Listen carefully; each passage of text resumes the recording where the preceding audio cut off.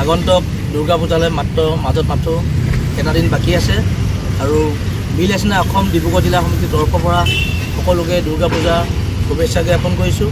আৰু লগতে এইবাৰ পূজা মণ্ডপবিলাকত যিবিলাক আমাৰ বেনাৰ পোষ্টাৰ ব্যৱহাৰ হয়, সেই বেনাৰ পোষ্টাৰবিলাক যাতে আমাৰ অসমীয়া ভাষাত ব্যৱহাৰ হয় আৰু অসমীয়া বাহিৰে যাতে কোনো বিতৰ্কমূলক যাতে বেনাৰ পোষ্টাৰ তেওঁলোকে ব্যৱহাৰ নকৰে, তাৰ কাৰণে আমি আগতীয়াকৈ আমি সকীয়াই দিছোঁ।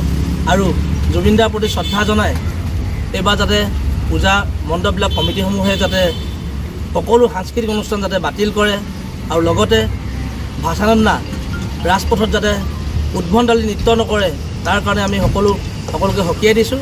আৰু যদি এনেকুৱা ধৰণৰ কাৰ্যকলাপ আমি ৰাস্তাত দেখিব পাওঁ, তেনেহ'লে আমিও মনে মনে বহি নাথাকিম। দুলীয়াজান আঞ্চলিক সমিতি বিলাসিনৰ তৰফৰ পৰা আমি দুৰ্গা পূজাৰ শুভেচ্ছা জ্ঞাপন কৰিছোঁ সকলো অসমবাসীলৈ।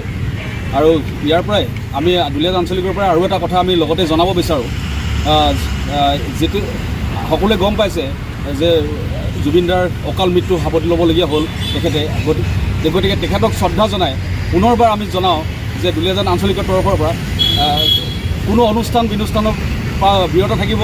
যিটো আমাৰ হিন্দু ধৰ্মৰ যিটো আমাৰ পূজা মণ্ডপ আমি মানিবই লাগিব। আৰু তাত যিটো কথা ক'লে আমাৰ জিলাৰ পৰা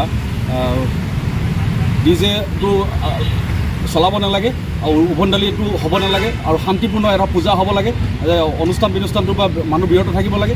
আৰু সেয়ে আমি আঞ্চলিক আৰু এইডোখৰ পৰা জনাওঁ যে প্ৰশাসনেও ইয়াৰ ওপৰত নজৰ ৰাখিব লাগে যাতে কোনো অপ্ৰীতিকৰ ঘটনা যাতে সৃষ্টি হ'ব নোৱাৰে।